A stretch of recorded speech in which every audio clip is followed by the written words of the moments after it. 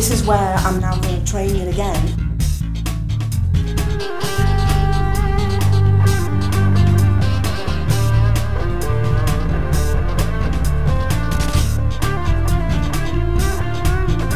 The temperature's literally dropped.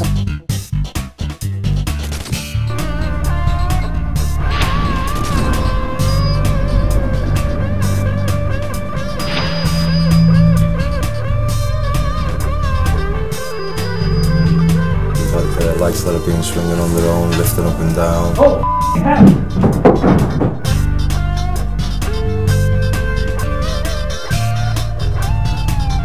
I don't play around, I was pushed. That was an interesting experience, I think.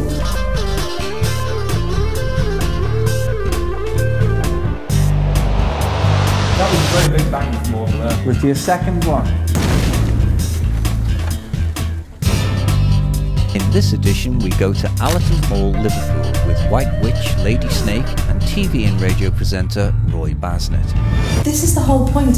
People think that psychics and mediums have got this special gift. And I know there's somebody else within this room. The thing is, though, I mean, you're saying that when people, I mean, if I'm not a medium, I ain't going to get that, am I? Lady Snake has suggested I try a thing called wall psychometry to better attune myself to the phenomena and vibrations of the spirits reported here over the years. See, that's modern brick, so would I not be gaining anything from that, right? It doesn't matter whether it's modern brick or not, it will still go through, you'll still be able to pick it up.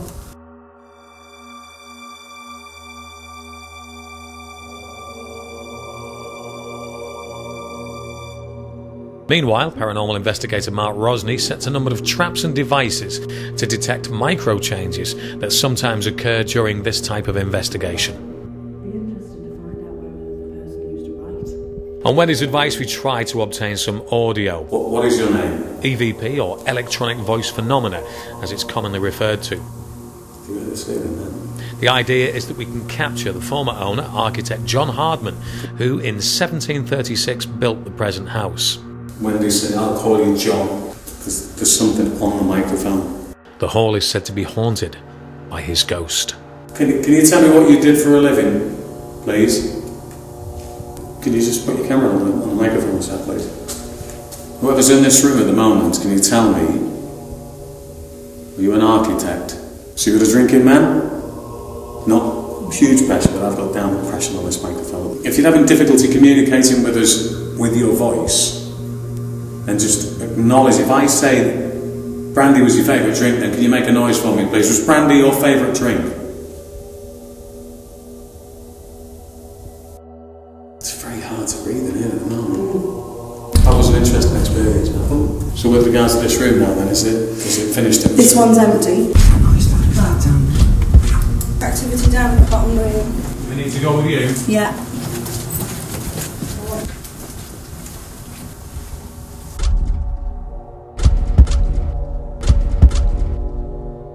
What I have noticed since we came in here is there's a different atmosphere, totally different atmosphere than where we were before.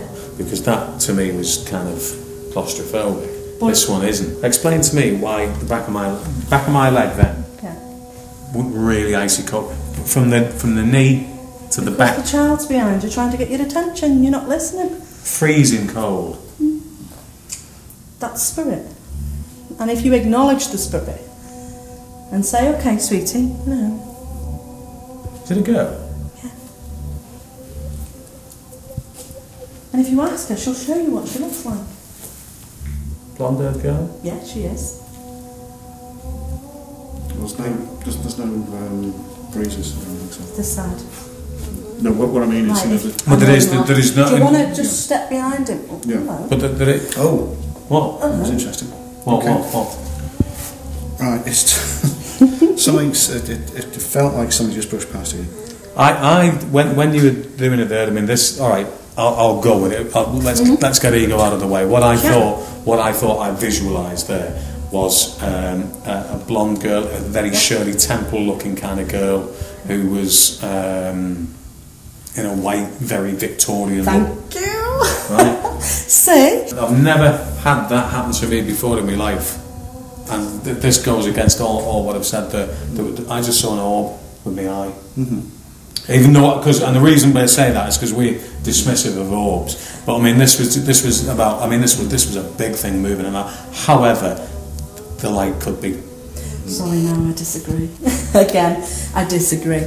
Because if you notice, when you're picking up on this cold spot, or when you're having a connection and you're picking up on that spirit, it seems to be that an orb's either just by you or just behind you. So I'm going to disagree. Okay. If I bend down and you just whisper in my ear, tell me what your name is, please.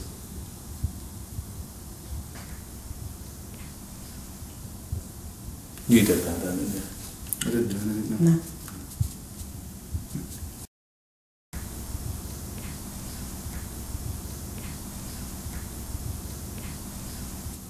Wasn't a name, it was just a...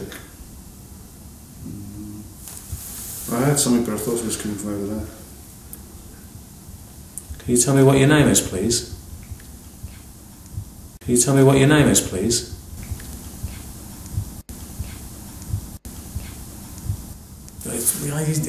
You're talking there, aren't you?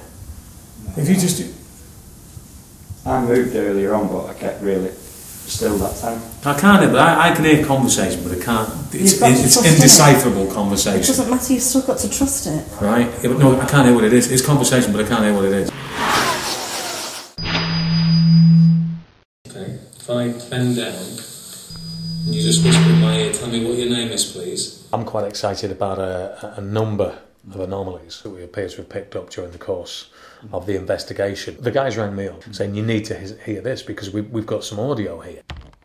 If you remember, when we were in Allerton Hall, you were asking me if I'm feeling, if I'm sensing anything, and I said to you about a little blonde girl, Shirley Temple kind of figure, and I was bent down at the time and I heard something.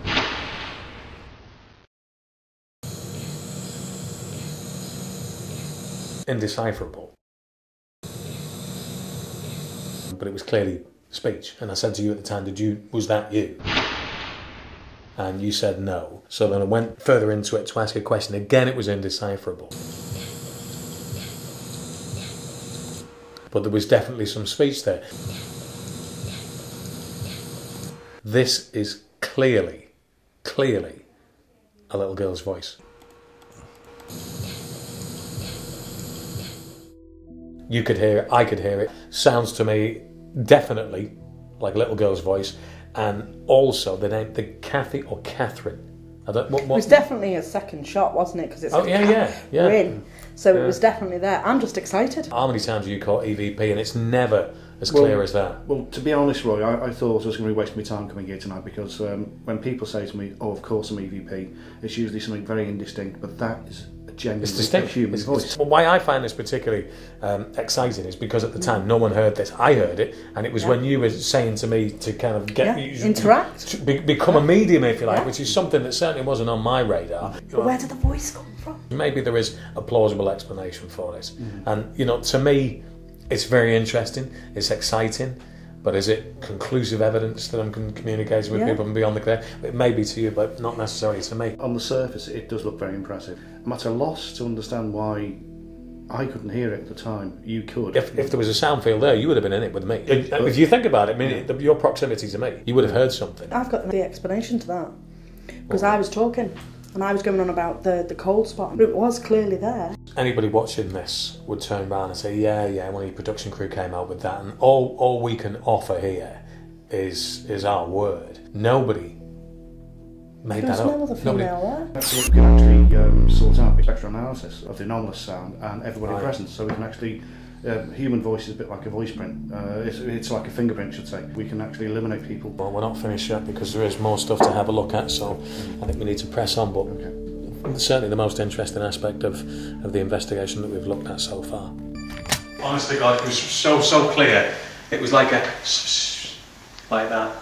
Honestly, I'm not having you on that. That's what I heard. It starts off with a buzzing or a muffled sound. It wasn't, but it was as if when you're training. When you're training, that's how it starts. It doesn't come in clear. It only comes in clear after years of practice. Well, we know there's a young girl here. What's your name? If I can't see you properly, then I do apologise. If I'm looking in the wrong direction, I apologise, but just come and whisper in my ear if you... Just while Roy was obviously working, picking up with the spirit child, right behind him by the door there was actually another spirit there, just watching, so like whether it was the female, but that's why I kind of like took my stare over to the door, because obviously now it could have been a mother figure watching her child, it might not be. So let's see if he picks it up. Ask her to. Just follow me, yeah?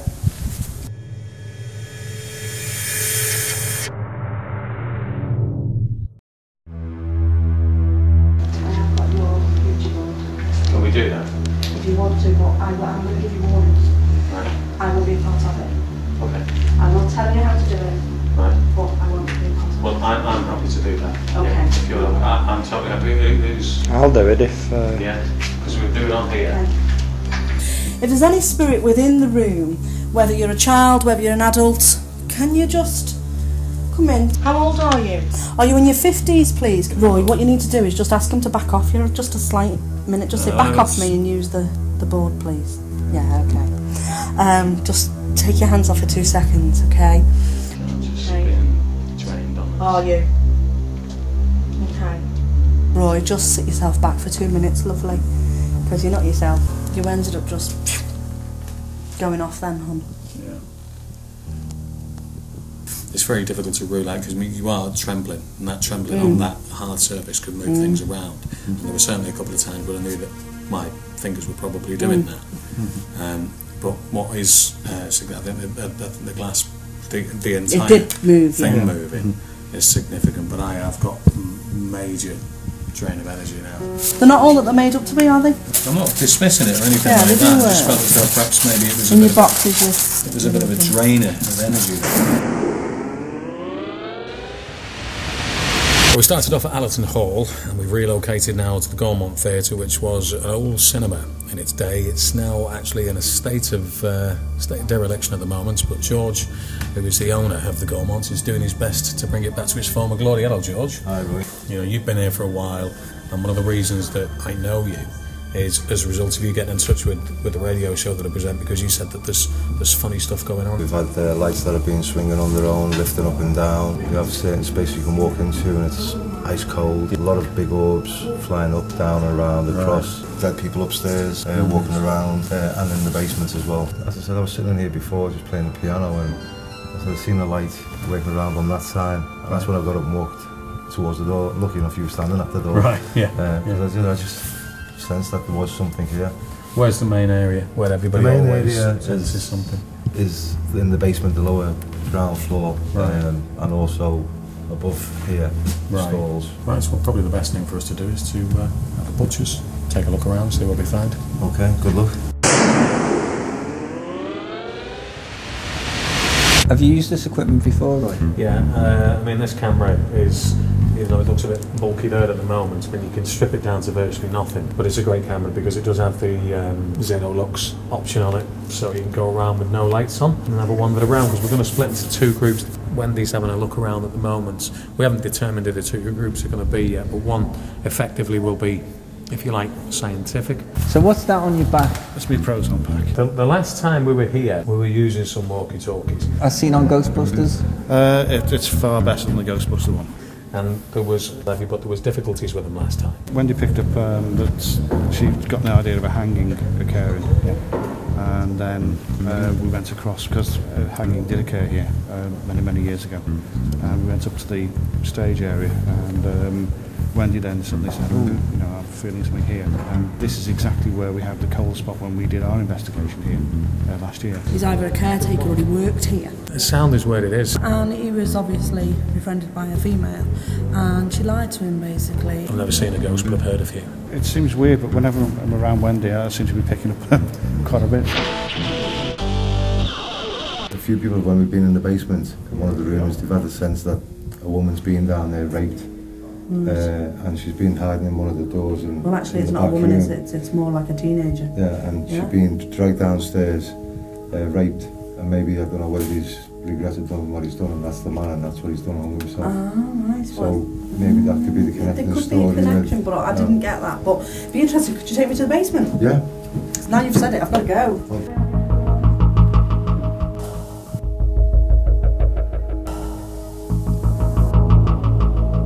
This is, to me, where he slept.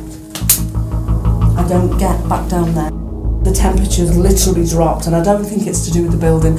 I believe that this is where spirit is. Because it's actually quite warm, isn't it? It's not cold though, is it? My hands are warm. Yeah. It's not cold in here though, is it? See, it's gone now. If they are negative and if they do get a kick out of raping people or they do, then they're going to stay where they had that experience. Will they see the environment the same way that we're seeing it now, or will they see it in their own time? They see it, and I believe that they stay within their own time. Because what occurs to me is, if you were in spirit, why would you stay here? You know, it could be the opposite. If he's negative and he's quite a nasty man, then he's doing it because he got a kick out of it, so he wants to stay where that energy is, or he's got that much guilt that he feels as though he needs to be punished, so he could stay there. But eventually he will move on. You know, he'll feel as though he's done his time or he's done something, and he will be shifted on. Here we are, assembled in the upper circle. At this point of our investigation, Kevin, the director and cameraman, hears a distinct sheet metal-like bang from the left side of the circle. Something's not right. Something's not right. Something's not right.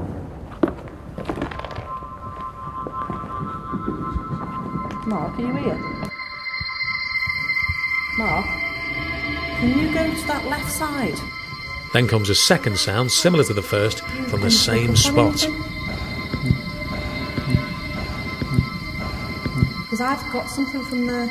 Wendy is clearly picking up on something from that quarter.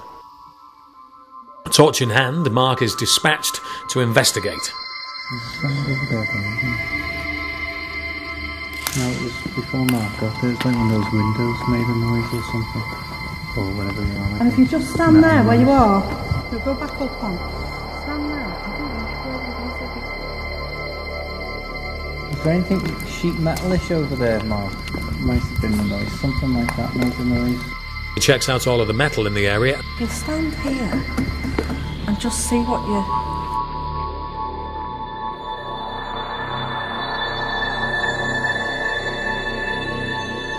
Taps the boards. This is not what made the sound.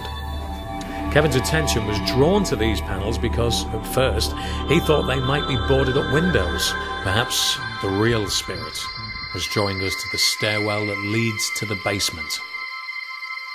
Then he came across a long metal pole firmly wedged into the staircase. With the soundman, Nabil, he decided to break off from the team and go in search of the spirit who haunts this old film theatre.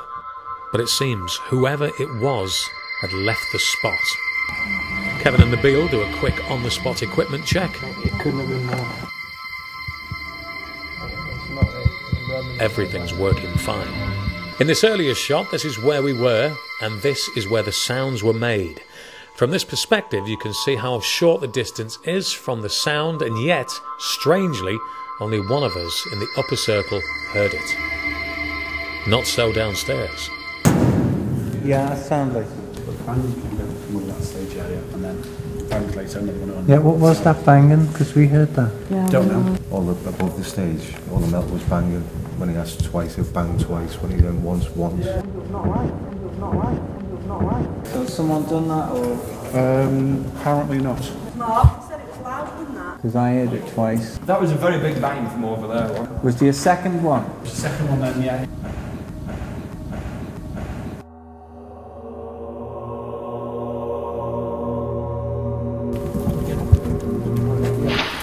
Do you know, can you get up there and get into them towers from here? The atmosphere had radically changed since we arrived on site. The apparent energies were really building up. And then the rooms are right above your head. Do you want me to get this on camera, Roy? Come up, or...? And this gave rise to a strong sense of apprehension. Oh, Alright. something moved above my head then, honestly. What did it feel like though, Roy? It wasn't a feeling, it was, I seen it. Seen it? Yeah. What was it? What did it look like? It just looked like a white shadow moving across the wall. Very drafty in here, isn't it? That's what happened. That is literally what happened. Because I was stood here, and I was actually looking in that direction. And as I looked back, what I saw, it went from that side to that side. Just if you look at how I've got the torch there, it literally just went like that, like it drifted. There were many, many things that I could point at and say, yeah, that was great, that was good. Allerton Hall was the one. Fascinating experience, a great investigation. Mark Rosney, who obviously was picking up on cold spots. So she was basically saying that the things happening. He's very open-minded, he's quite sceptical. And I was more or less experiencing what she was saying was going on there. The voice that we picked up, the little girl. So it's really nice for me on my teaching level for him to be in my position and for him to pick up on what he did. In all my time with paranormal investigation, I've never come across anything quite like that. The icing on the cake is that we actually come away with some tangible evidence. And then to have voice. It was clear. And that's something we can analyse. And what makes it that little bit more, how can I put it, impressive to me. And everything else that coincides with it all. Is that it was me that was in communication.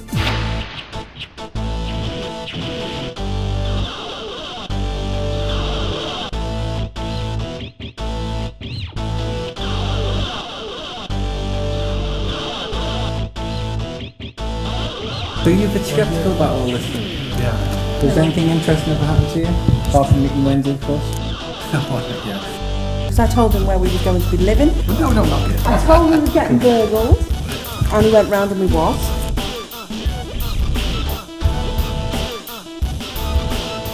And then we walked into the room. Whoa, stop. Isn't there? Is that Mark? Yeah, Mark's there.